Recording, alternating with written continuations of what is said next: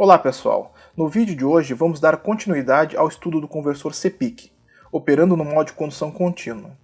Hoje veremos como determinar as expressões que permitem o projeto dos elementos passivos do circuito. Para que você possa compreender o que será mostrado nesse vídeo, preciso que você já tenha assistido ao vídeo anterior, onde eu mostro a primeira parte, cujo link estou deixando aqui na descrição. Então, dito isso, vamos começar. Bom, aqui vemos as formas de ondas obtidas no vídeo anterior. Observe que nas correntes nos indutores L1 e L2 temos a presença de uma ondulação de corrente, que aqui vamos chamar de ΔIL1 e ΔIL2. É a partir dessas ondulações que determinaremos a equação das indutâncias. Para o cálculo das indutâncias, vamos usar a equação da tensão no indutor, que é VL igual a L dIL dt. Como as correntes nos indutores são retas, podemos substituir as derivadas por deltas. Então teremos que VL igual a L, ΔIL, ΔT. O intervalo de tempo ΔT pode ser o intervalo de tempo da primeira etapa ou da segunda etapa de operação.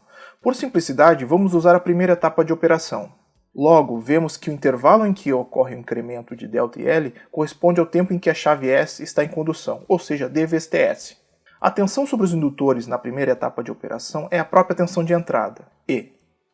Assim, se isolarmos as indutâncias da equação, teremos as seguintes equações para L1 e L2.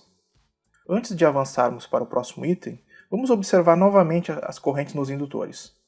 Observe que nas correntes temos a presença de um valor médio, que passa entre os extremos da ondulação de corrente. Vamos então determinar esses valores médios. Observe no circuito que a corrente que passa por L1 é a mesma corrente que passa pela fonte E. Logo, a corrente média em L1 deve ser a mesma corrente média que há na fonte E, que aqui vamos chamar de IE. Essa corrente nós podemos determinar se conhecermos a tensão de entrada e a potência do conversor. Agora, observe o nó onde está conectado o indutor L2. A corrente média que há em L2 deve ser igual à corrente média do capacitor mais a corrente média do diodo. Lembre que a corrente média em um capacitor deve ser zero se o conversor está em regime permanente. Se você não entendeu o porquê disso, assista o vídeo que está no card acima.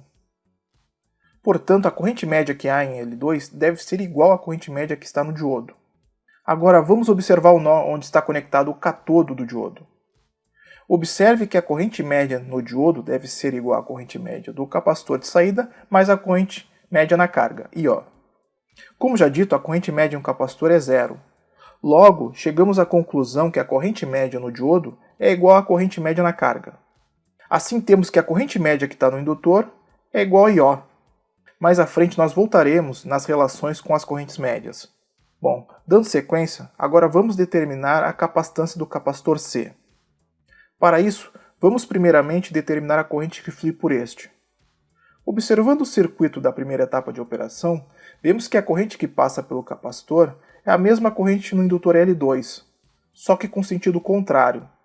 Logo, IC na primeira etapa é igual a menos IL2. Agora, analisando o circuito da segunda etapa de operação, temos que a corrente que passa pelo capacitor é igual à corrente do indutor L1.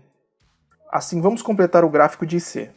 Com o comportamento da corrente C, podemos esboçar a tensão que terá sobre o capacitor. Lembrando que a tensão do capacitor é a integral da corrente mais uma condição inicial. Na primeira etapa de operação, vemos que a corrente do capacitor IC é uma reta decrescente. Logo, a integral dessa reta renderá em uma parábola negativa. Essa parábola negativa terá um valor máximo quando a corrente C passar por zero, o que irá acontecer no instante t igual a zero. Já na segunda etapa de operação, a corrente no capacitor terá uma reta decrescente novamente. A integral dessa reta irá render novamente uma parábola negativa. O valor máximo dessa parábola irá ocorrer quando a corrente passar por zero novamente, o que irá ocorrer em t igual a Ts. Dessa forma, temos o comportamento da tensão sobre o capacitor. Vemos que sobre este teremos uma ondulação de tensão. O valor médio passa aproximadamente no meio dessa ondulação, e já teve a expressão determinada no vídeo anterior. Podemos obter a máxima excursão da tensão no capacitor, Vc, observando a primeira etapa de operação. Sabemos que Q é igual a CV, onde Q é a carga do capacitor. Logo, ΔQ é igual a C ΔVC. ΔQ é a variação de carga acumulada na primeira etapa de operação no capacitor.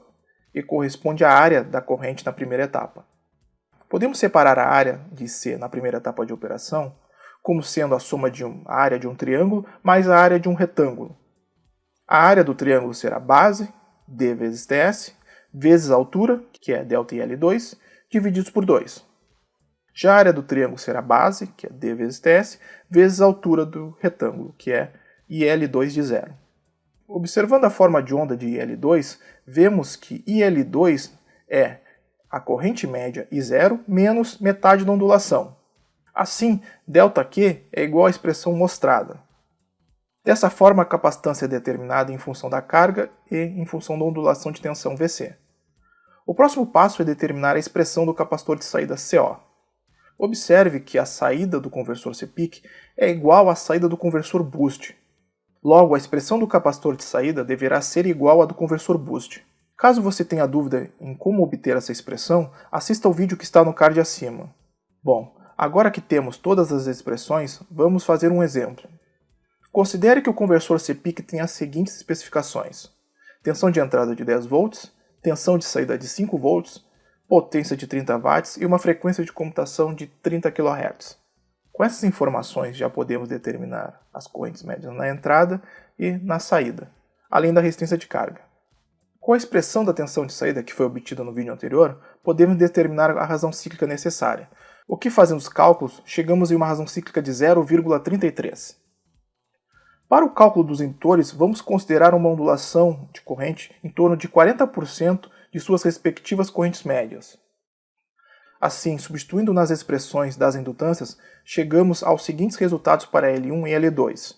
Para o cálculo do capacitor, vamos considerar uma ondulação de tensão sobre este de 10% do valor da tensão de entrada, o que corresponde a um ΔVc de 1 V. Assim, substituindo na equação do capacitor, renderá uma capacitância de 40 microfarad.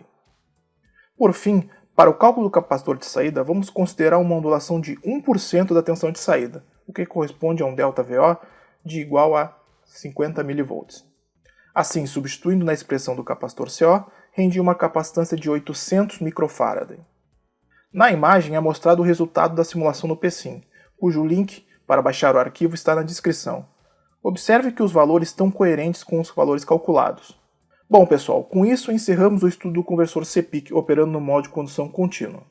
Espero que vocês tenham gostado. As dúvidas que vocês tiverem, podem deixar nos comentários. Novamente, muito obrigado pela sua atenção e até a próxima.